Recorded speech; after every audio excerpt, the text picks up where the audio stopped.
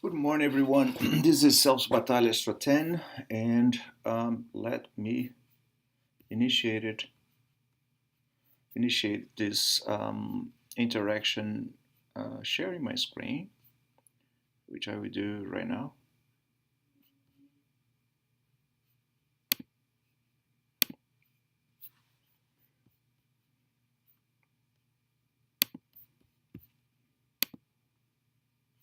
And here we are. We are in the week next to the week of finals, and Rick is coming in. Hey, Rick. Good morning. How are you?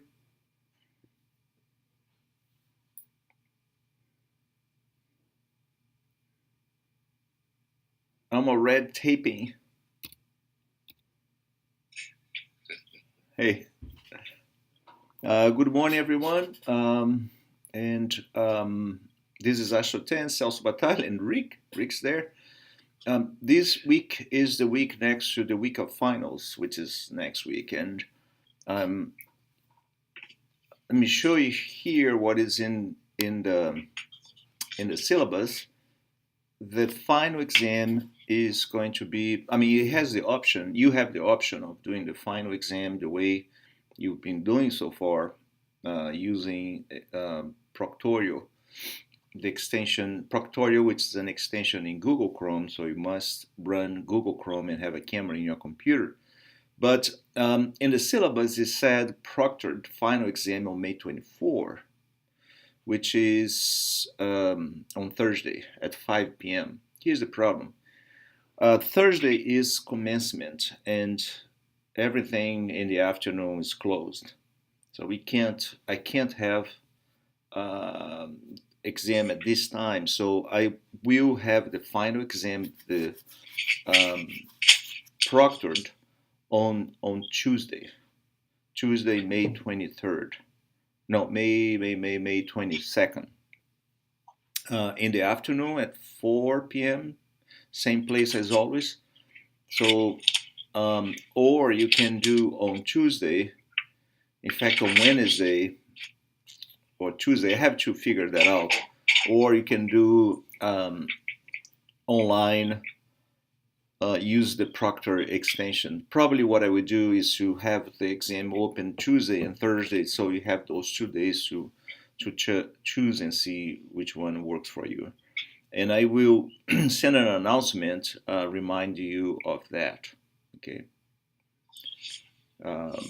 But this is not correct, so I have to update the syllabus and make sure you understand. If you come for a face-to-face proctored exam, that's going to be on Tuesday, not Thursday, since we have commencement. And you are welcome to participate in the commencement ceremony. It's kind of a nice. We are in the realm of galaxies, and before we go to the text itself, in fact, before we go to the contest of our course, let me also remind what's going on. So we are basically closing all the discussions and everything else on Monday. So after Monday, all homeworks and everything is going to be pretty much unavailable. Although homeworks, I think all of them are still open and they will be closed on Wednesday, if I'm not mistaken. So if your grades and homeworks are not there yet, you can revisit all of them and get yourself prepared for the final exam, which will be somewhat comprehensive with more questions from the last chapters, but also with contests from the previous chapters. Tomorrow we have a makeup exam, and the makeup exam is open to all of you. And what the makeup exam do is to replace the lowest score in your 3 midterms. So basically, we have midterm 1, 2, and 3, and then makeup. And I will pick up the highest score of 3 of them. Does that make sense? The 3 highest score. And that's going to be your average midterms.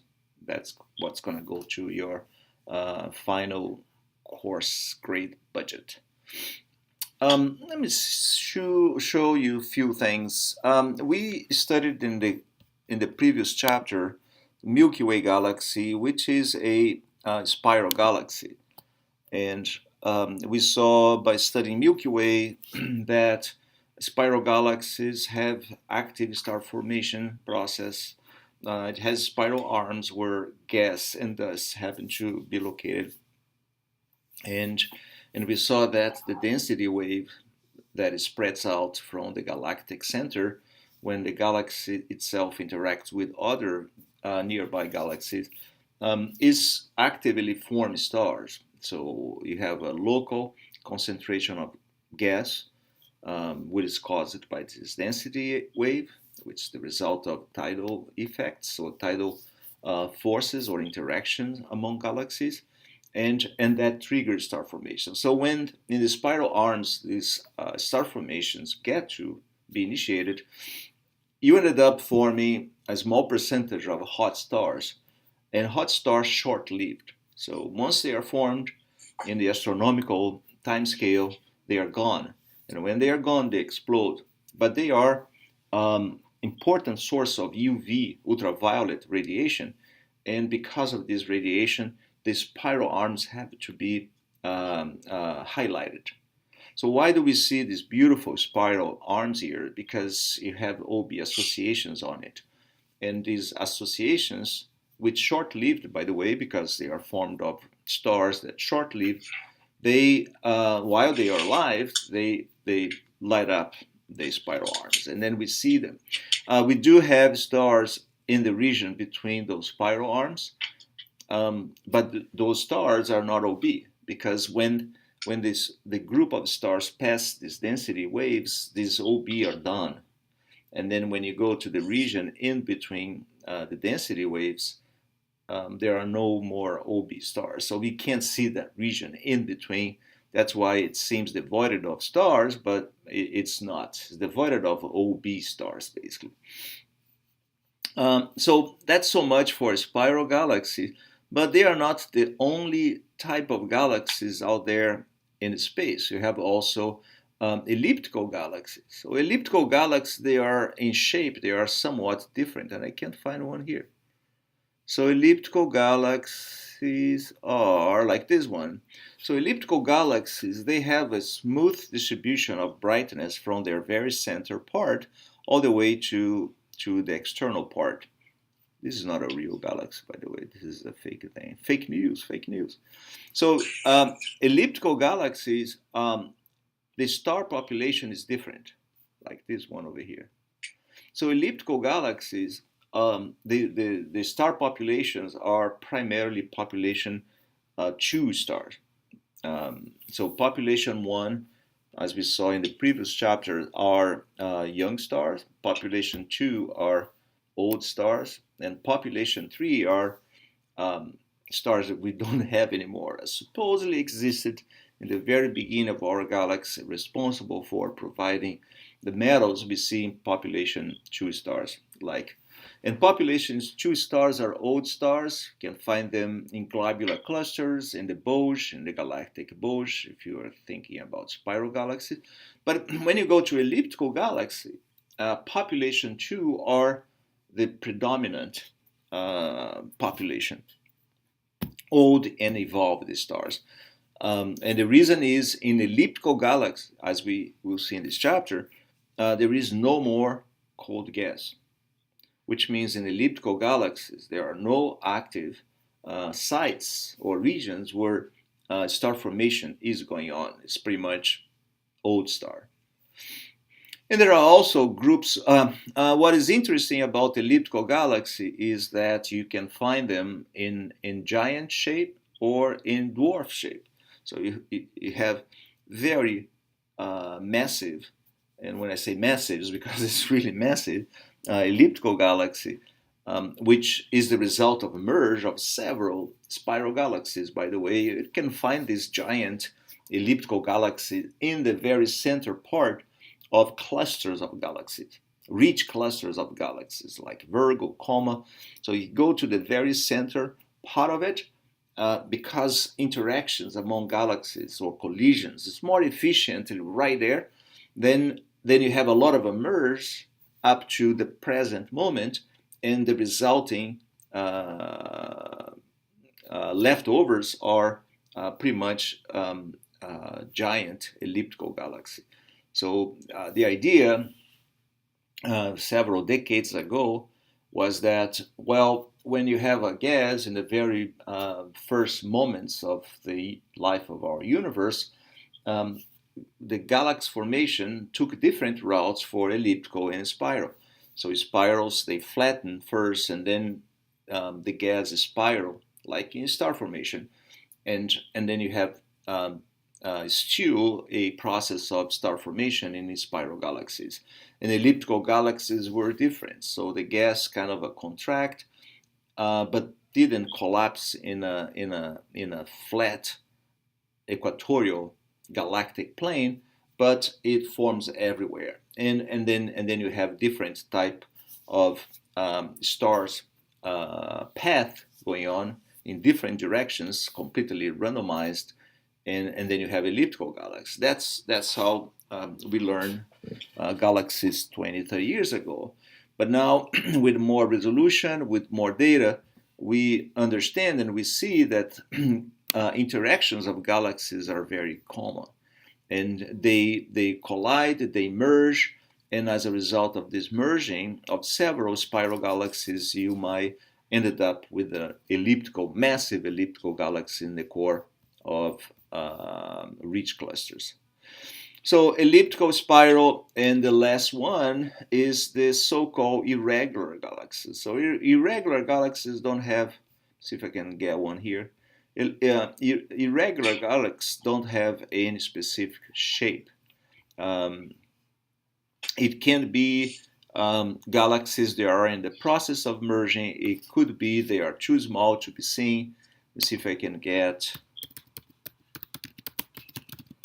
But the characteristics of irregular galaxies, like large Magellanic Clouds, is that they do have 50% of their mass content is gas.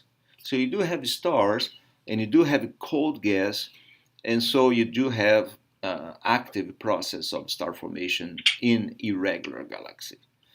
Our Milky Way galaxy is swallowing few nearby irregular galaxies that in the near future will be part of our Milky Way. So they are in a process of collision and merging. So let's go to our book. And here's Mr. Hubble. Students, don't, smoke is not good. Smoke's not good. But it was glamorous the time Hubble was around. And here's Hubble with his pipe. So there is a telescope with his name. And what's the important things he did? Hubble, he was kind of a physical guy. He did a lot of in sports, but he also prepared himself to be a lawyer, following the desire of his family, by the way. But he wanted to be an astronomer, and he was one of the most skillful astronomers there is. And what was his importance? There was a debate if whether or not some of these nebulae, as we see here, were nebulosities in our own Milky Way or outside Milky Way. So there was a group of astronomers. One group was led by Harlow Shapley. So Harlow Shapley was the one who mapped the galaxy, as we saw last week. He was able, by observing R.R. Lyrae in globular cluster, he was able to map our Milky Way galaxy by determining that globular clusters in our galaxies were kind of around some region, seeing against the constellation of Sagittarius. So by doing so, he was able to map the galaxy and to find our distance from that center, about 30,000 light years. So Howard Shapley defends the idea. So now Howard Shapley is an authority in astronomy, and he went on to defend the idea that all these different nebulosities that telescopes in those days, so we are pretty much prior to 1920, telescopes in those days were spying in the sky. The Messier catalog, for instance, all those nebulae were in fact part of our galaxy, some sort of a gas that happened to arrange themselves in the shape seen. And there was another group of astronomers, Curtis, that defend a different idea that some of these nebulae, in fact, were extra galactic objects. So were objects like our Milky Way, but not inside our Milky Way, but pretty much far away. The idea, the universe was populated by these islands, and these islands were galaxies. So it's a poetic idea, by the way. So the debate was not being resolved up to when Hubble came in and exactly what he did. So at that time, they knew of certain type of pulsating stars. R. Leiter, I mean, Howard Shapley used those types of stars to establish distances to globular cluster.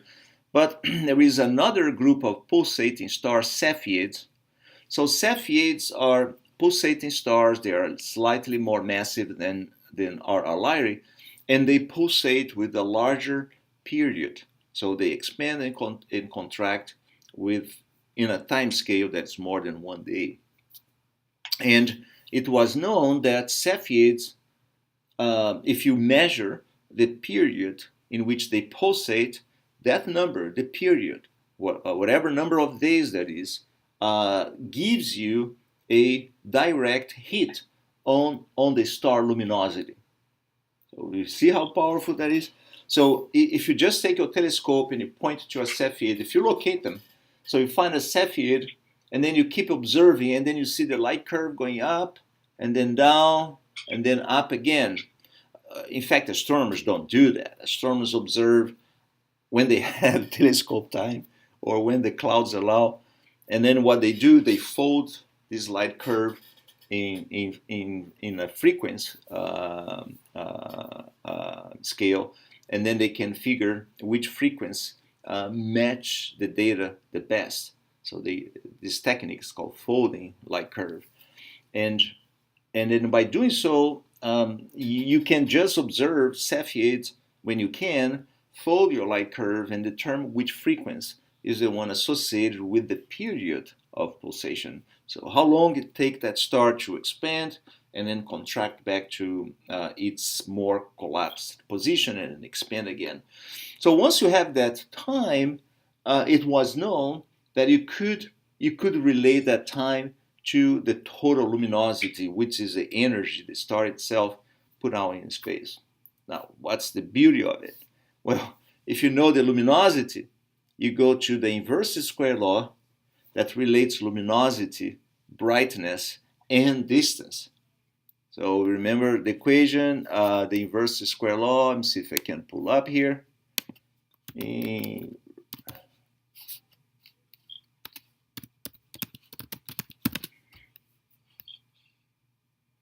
have to be careful when you Google thing.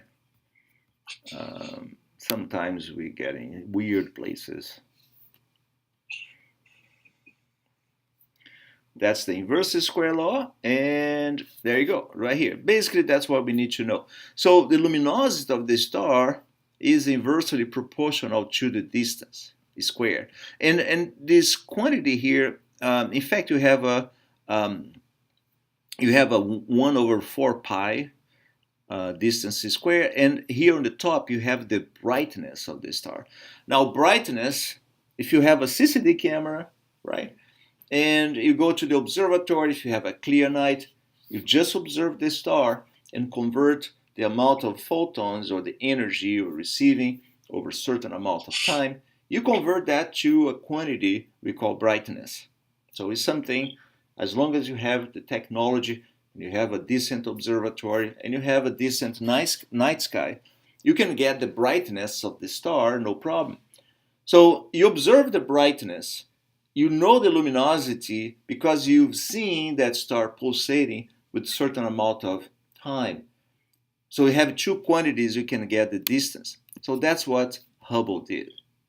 So Hubble pursued the project of going to Andromeda Galaxy, and he managed to go to the place where these Andromeda plates were abundant.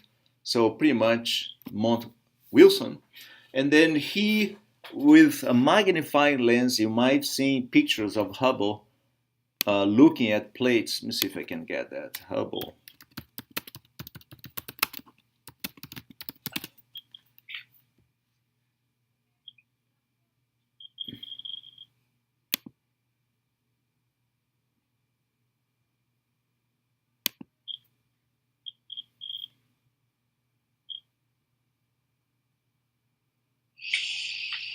No, I don't have that. I want to see his picture. Wow, the internet is so slow here. And this is evergreen. Yeah, I don't have Edwin. How about Edwin Hubble?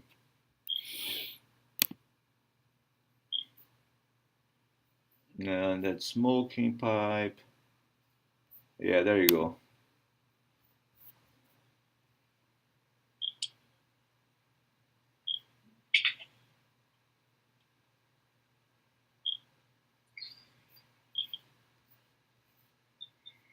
So he's pointing here to one of these plates he found pretty much with magnifying lens, but it's not, I can't find one of it. These plates were glass plates, by the way. This is a Sportman.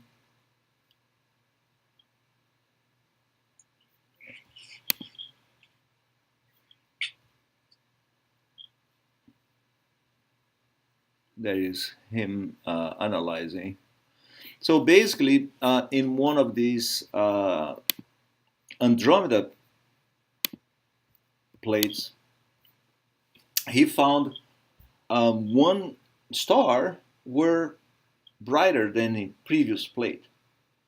And then he locate in the Andromeda nebula, he locate a point star, and since there were so many plates, he could then find by measuring the density. Now we are talking about photograph plate. So by finding the density of the star, the number of grains that produce the image of the star, by finding that, he could translate that into brightness, right? And then he could measure the variation of this brightness over time, and by doing so, he had the period. So having the period of that Cepheid, he got the luminosity. Now having the luminosity, observing that that star would give him the brightness and therefore the distance. So when he got to the distance, he found the distance was, for instance, the galaxy is 100,000 light years. The distance now we know 2.5 million light years, which means Andromeda, that nebulae, could not be inside our galaxy. It's like I'm in a room that is, let's say, 12 feet in diameter, and I'm looking at something that is 300 meters away, 900 feet away. So it can't be inside this classroom, so it has to be outside. And by doing so, he found that Andromeda was not part of our galaxy. There was a breakthrough. And then by analyzing other plates, he was able to also locate the Cepheids in other galaxies. And now we have he opened the door to the fact the universe is pretty much out there. It's a big universe out there with galaxies everywhere. And most of those nebulae were, in fact, other galaxies.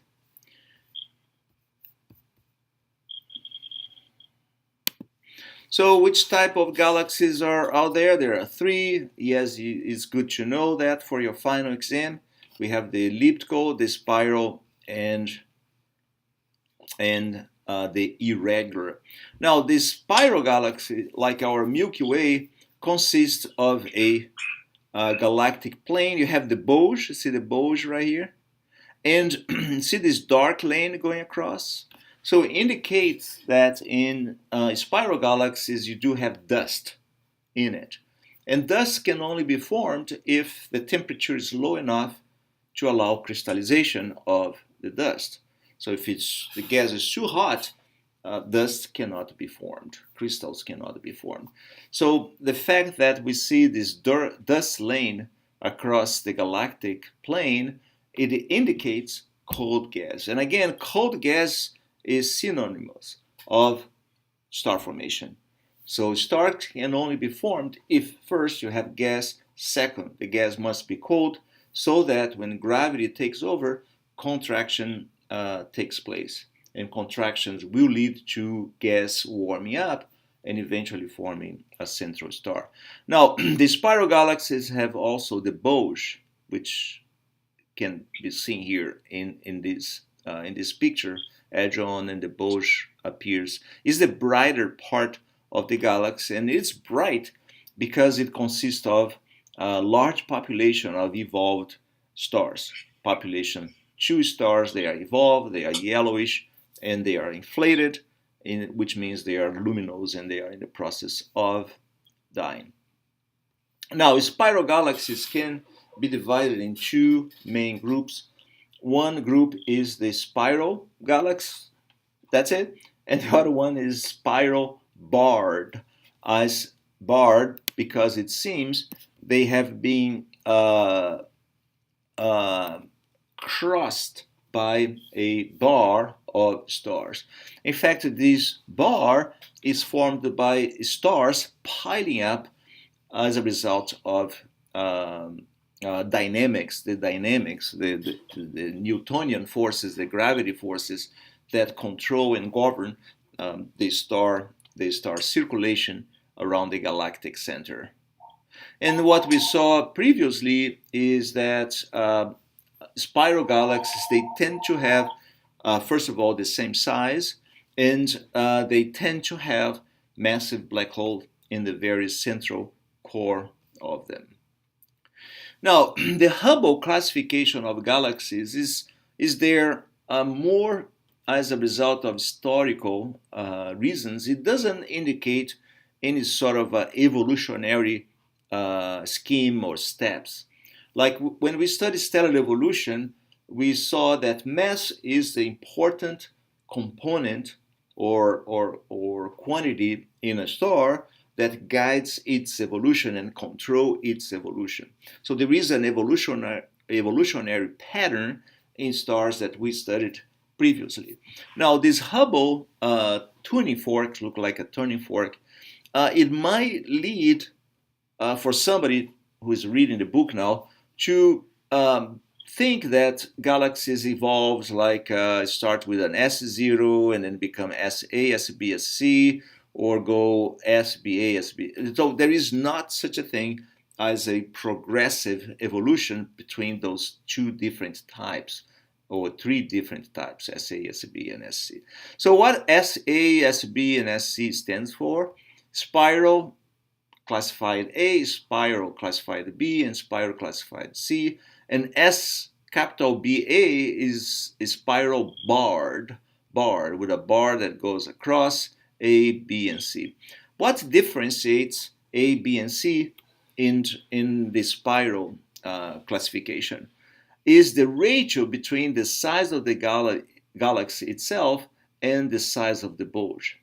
So in SBA or SA, the bulge itself is bigger than the spiral arms itself, and the spiral arms seems to be tightly wound around the bulge, kind of all compact. That's SBA or SA. And SC or SBC is one that the bulge is relatively small and the spiral arms are extended. And the relative size or dimension of the spiral arms outshine the size itself of the bulge, as we saw in one of these galaxies that I showed previously. That was um, an SC. Where is it? I can't find it. For instance, this would be, excuse me, this elliptical. No, this is a spiral galaxy. It's not elliptic. This is a spiral galaxy, and looks like an SC. See, the size of the bulge is small compared with the size of this. Excuse me, the spiral arm itself. And the spiral arms, if you could travel and look down this galaxy from way above, you would see the spiral arms opening up. What is S0? Sometimes called lenticular. So S0 are galaxies. They have a bulge. So they have the characteristics of a bulge, like SBA, SB, SBC, or SA, SB, SC. So it has a bulge. It has an extended disk, right? But the disk doesn't have spiral arms. So it seems that S0 galaxies, for all purposes, look like spiral galaxies in their ratio between gas and star, but it doesn't have a spiral arms. So maybe they are isolated. As we saw, spiral arms can arise when the galaxies interact with neighboring galaxies. So it could be S0 are isolated, so they don't have interactions going on. And it could be that the star formation process is not being triggered in the galaxy itself. And therefore, since you don't have star formation going on, you don't have this OB star creating spiral lanes, and that you can see as one of the possible sources of spiral arms. Now, elliptical galaxies are classified as E0 all the way to E7, and these numbers 0 and 7, or going through 3, 4, 5, and so on, is how much the galaxy is elongated with respect to 0, which is completely spheroidal. Now, elliptical galaxies don't have cold gas. The gas exists in there, but it's hot gas. And the fact the gas is hot suggests further that elliptical are the result of merge. So merge have between or among several spiral galaxies might have forced the gas into a quick process of star formation. The gas has been used up, and then it has been warmed up by the sudden creation or formation of young stars. So that's pretty much for the elliptical galaxy. So elliptical galaxies appear as a dwarf, and some dwarf elliptical galaxies are so dwarf that you can see through. So you don't have enough stars. Look like a gigantic globular cluster, not in our galaxy, but in an extragalactic object, but the number of stars are not there. As opposed to giant elliptical galaxy that, as I mentioned previously, you can find them more predominantly in the very core of rich galaxy clusters. And you can even see galaxies kind of emerge or maybe seen against them. Or they might be in a process of merging. So that's what it is.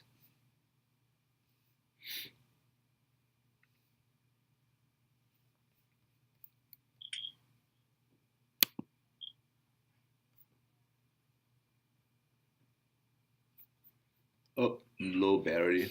let me uh, let me bring the cord.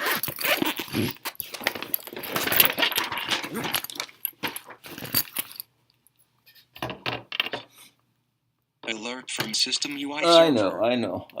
Low battery. I know. That's normal. Alert from low battery. All right. Close that. All right. Mass of the galaxy. How can we measure the mass of galaxies? That's a good thing to think about it.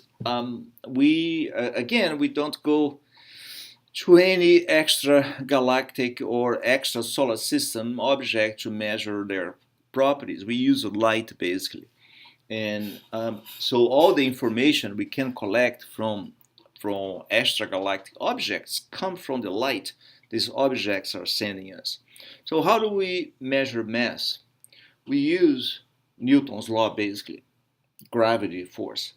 So let's say that in a galaxy you can determine the rotational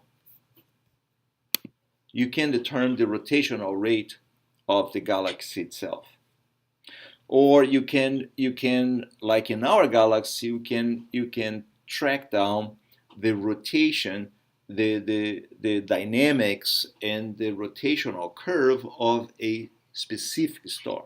So let's say you can measure these things by successive observations. So if you manage to accomplish that, you can use Newton's law. In fact, if you are working with this type of dynamics, you can use Newton's law to have an indicator of the mass of the galaxy itself. And that's how we figure the mass of our Milky Way galaxy. We observe stars in regions further away, and then we realize these stars have an orbital speed that is much larger than the one predicted by Newton's law. And by observing that, the only way we can match observations with the theory we think we know, which is gravity, because we can send things out there with very good precision. We know how gravity works. Is if we assume that our galaxy happened to be surrounded by a massive material. We don't know what it is. We call dark matter. And dark matter that surrounds the galactic halo is, in fact, 90%. If you add enough material to it, that is able to explain the orbital motion of these stars that are further out. So when you go to galaxies that are not in galaxies that are further away, you observe the rotational curve of these galaxies, and then you can estimate also the mass they have. So again, we use Newton's law for that. And we can also use dynamics of clusters of galaxies because we observe them all. We can use them to also constrain the mass of each one of them as they interact as a group of galaxies. So all of that comes from Doppler effect. So you observe the galaxy using Doppler effect techniques. So you have the projected velocity of all of them as in respect to our line of sight. So the line connecting us, observer, to these galaxies. And then we can establish the dynamics of that system, how they interact, how they move, and then we don't match with theory. So then what do we do? We can match the theory by infusing the region with hypothetical dark matter. And then we can estimate how much dark matter is needed to explain the dynamics of galactic clusters and how they move. In fact, that was first done in 1930 by Zwick. Zwicky was an astronomer, and I think I can pull him up here. I think that's how you write his name.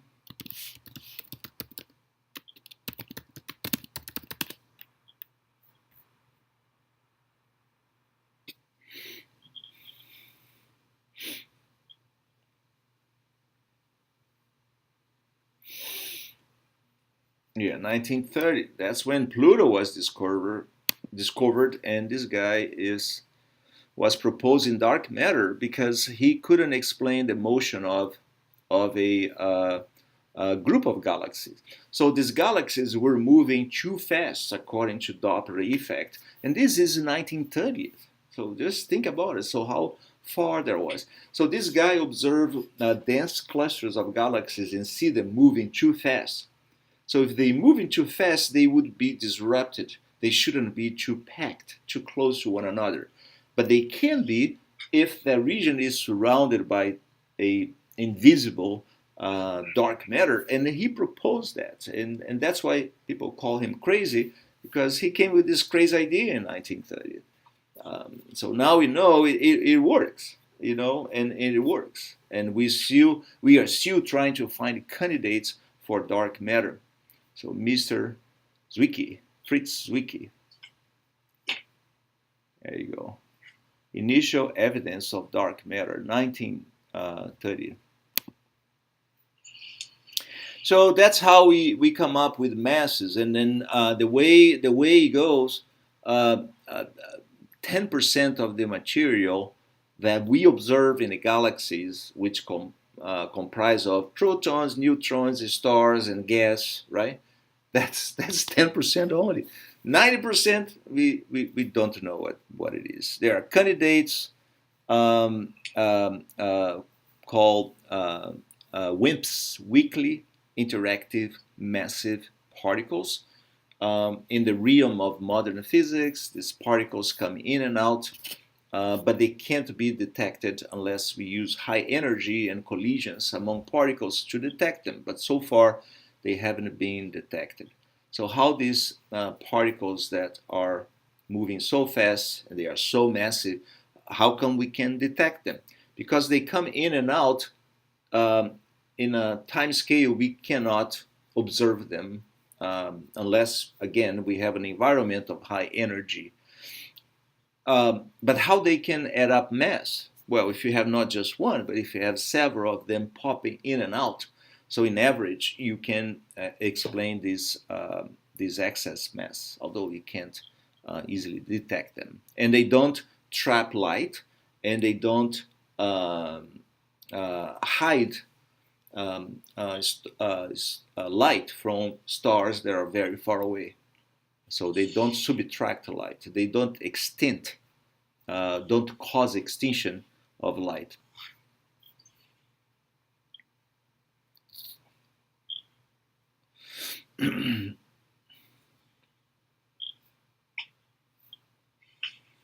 That's the pinwheel galaxy.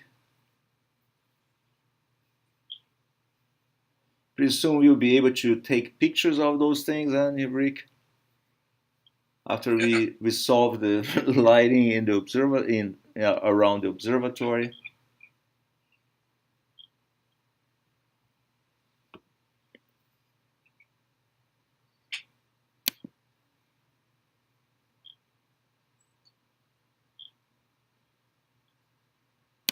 So Hubble and Hamilton, Milton Hamilton, they did a project together. Hubble was again establishing distance to galaxies, and Hamilton was measuring Doppler effect of these galaxies and measuring their receding speed. And then it was found the so-called Hubble law, or Milton-Hamilton, or the Hubble flow. And here is what it means.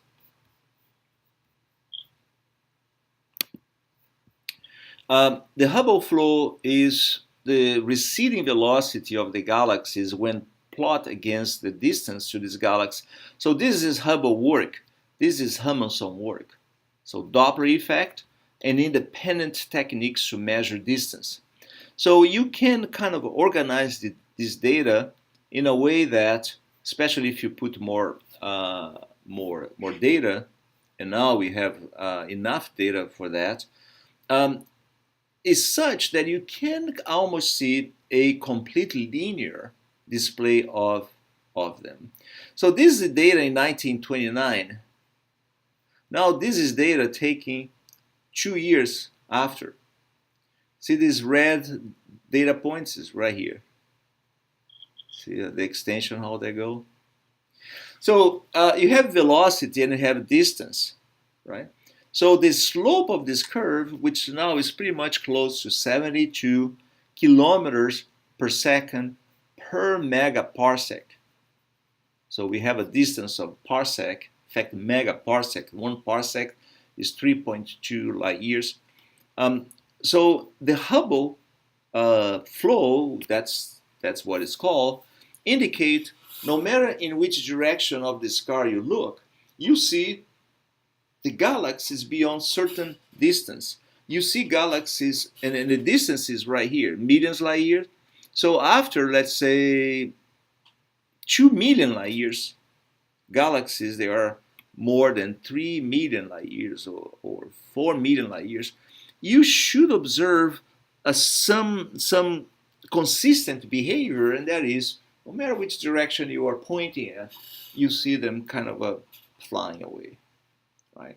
So you could think, well, that's the same thing as an explosion, because if you hold some, no, don't do that. But I mean, so if you have a grenade exploding from some exploding points, you see debris flying away from that exploding points with some receding velocity.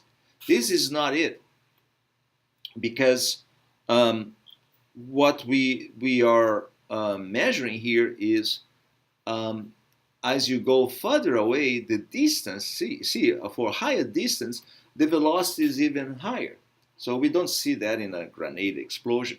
So this data does not indicate an explosion, but it can be interpreted if the space that lies in between galaxies. So you have a galaxy A, you have a galaxy B. So the galaxy A and galaxy B are moving their own lives, right? Few whatever kilometers per second, that is. So they have their own motion, but the space between them happen to be moving apart. So if you take the rate in which the space is stretched and divide by the time it takes the space to stretch, you have the so-called Hubble flow. And then it's consistent in such a way, if you have some uniform stretch of the space all over the universe, the galaxies that are further away will be moving away from us at observable speed higher. So the further away they will be seen moving faster and faster. And that is the interpretation of the Hubble flow. It's not that the galaxies themselves that are further away are moving away from us because they don't like us. That's not it. Is the result of, no matter in which direction you look, no matter where you are in the universe, you observe the same phenomena as a result of the stretching of the space itself. And that's the so-called Hubble flow. So if you take the 72 kilometers per second per megaparsecs, in other words, if you take the distance, this quantity here, and divide it by velocity, this quantity here, no matter where you place in the graphic, you come up with some consistent number, and that number is time. So in other words, if you divide distance by velocity, you have a quantity that's time, and that time is 13 billion years. So in other words, it seems the universe has been expanding for 13 or 10, between 10 and 20 billion years. That's what the original Hubble data was given. So if you roll down the movie backward and you bring all galaxies together, they should be together in a point at about between 10 and 20 billion years ago. And that is the interpretation, the so-called Big Bang. So 13 billion years ago, this singularity, this highly dense environment get expanded and has been going on since then. Okay. And what was found in the last 15 years is that this expansion is not slowing down. in fact, is being accelerated in another component of the universe called dark energy. So galaxies that are further away, they seem to be dimmer than they would be had the expansion being expanded in a uniform way since the very beginning. So it seems the expansion is accelerating since the last 5 billion years, leading to these fainter aspects of these very far away galaxies. And now we have to deal with another component of our universe, which we don't know much about it, that is the dark energy. So the dark energy comprises somewhere about 75% or so of the amount of energy in the universe required to explain its dynamics. That's what it is.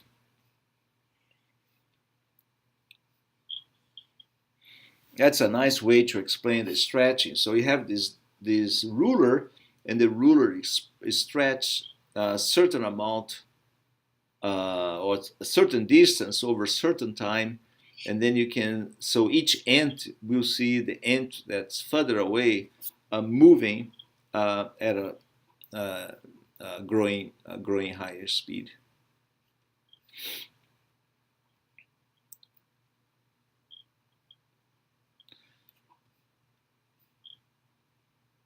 Another classical example is the bread pudding. So the bread expands and no, the raisin, not the bread pudding. So the bread expands, and then each raisin will see each other moving apart in such a way that those close by are moving at a smaller speed than those further away.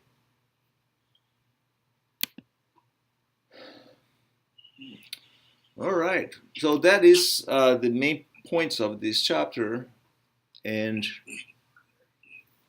and uh,